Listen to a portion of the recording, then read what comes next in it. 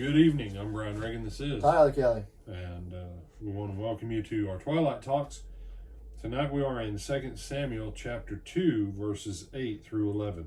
But Abner the son of Ner, commander of Saul's army, took Ishbosheth the son of Saul and brought him over to Mahanaim. And he made him king over Gilead, over the Asherites, over Jezreel, over Ephraim, over Benjamin, and over all Israel. Ishbosheth, Saul's son, was 40 years old when he began to reign over Israel, and he reigned 2 years.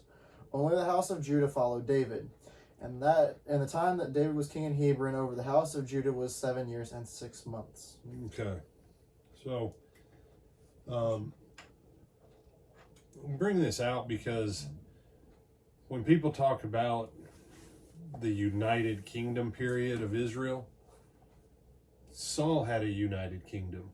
Solomon had a united kingdom.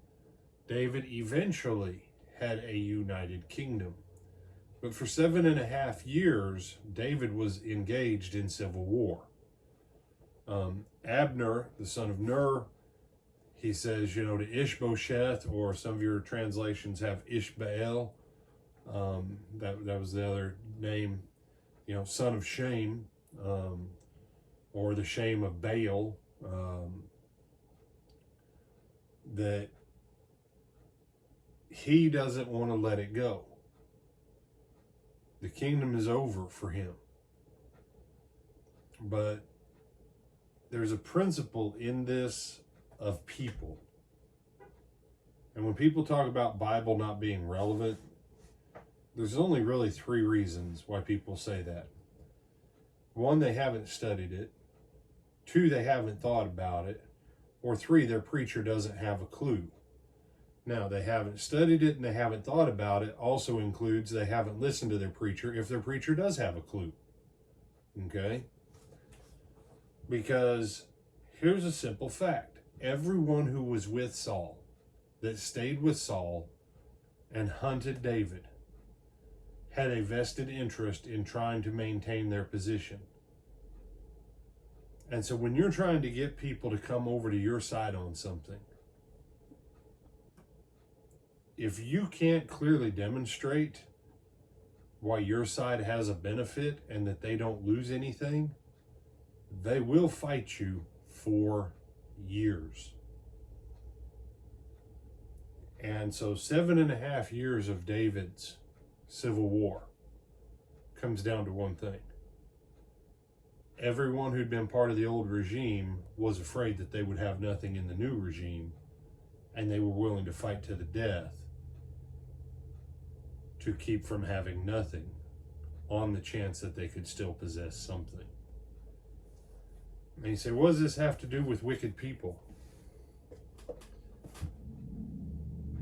If you don't understand that about people,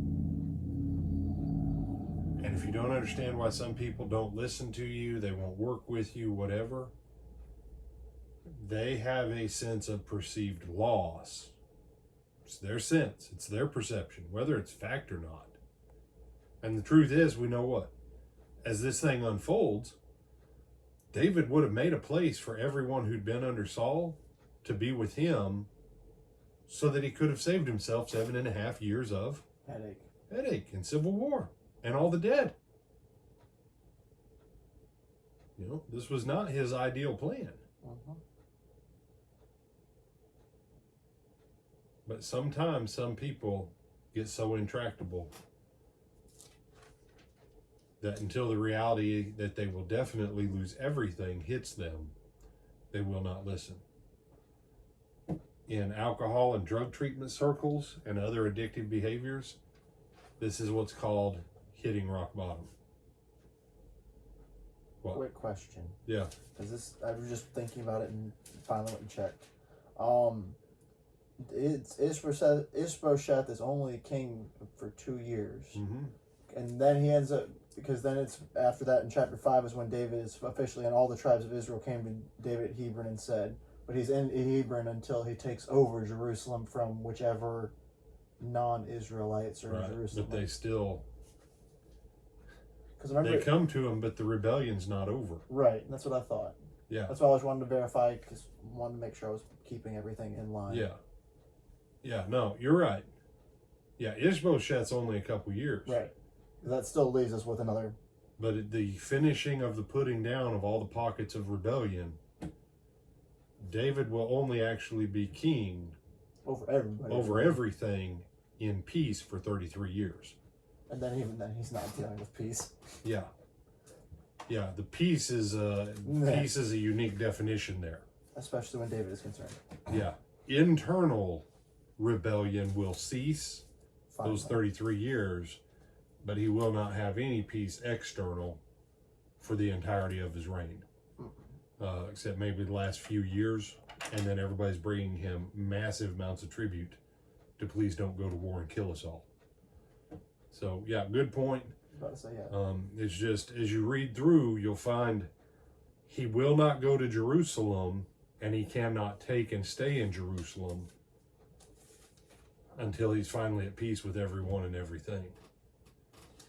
And that's when the ark will come.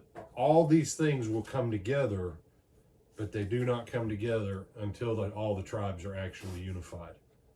And never underestimate the effect of a civil war.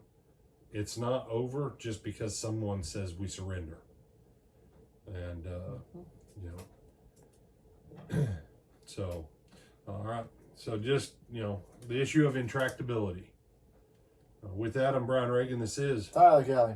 We bid you good evening, Tyler. When do we hope to see him again? This Sunday at 9:30 for our Bible class at the Lake Butler Church of Christ in Lake Butler, Florida, either on our live stream or in person, and then at 10:30 for our worship service. All right. Till then. Like, comment, share, and subscribe. Gotcha. And also have a good night. That too.